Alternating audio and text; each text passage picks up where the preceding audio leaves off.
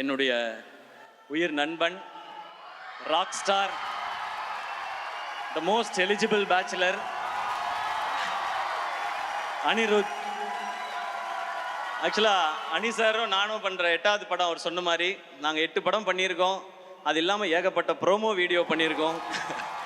But இந்த இந்த experience வந்து எங்கள் 2 பேருக்குள்ளே இருக்கிறது வந்து ஒரு ஹீரோ, மியூசிக் டைரக்டர், ஒரு ஆர்டிஸ்ட், டெக்னீஷியன் அப்படி இருந்ததே கிடையாது.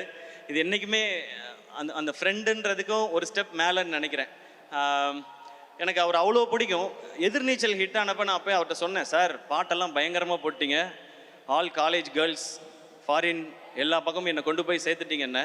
அவர் அவ்வளோ ஸ்வீட்டாக திரும்ப ஒரு பதில் சொன்னார், இல்லை சார் நீங்கள் தான் என் பாட்டை கொண்டு போய் பிஎன்சியில் சேர்த்துருக்கீங்கன்னு சொன்னார்.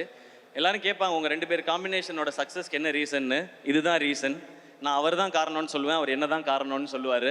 பட் முழு காரணம் அந்த ஆள் மட்டும்தாங்க. நமக்கு என்ன தெரியும் பாட்டை பற்றி?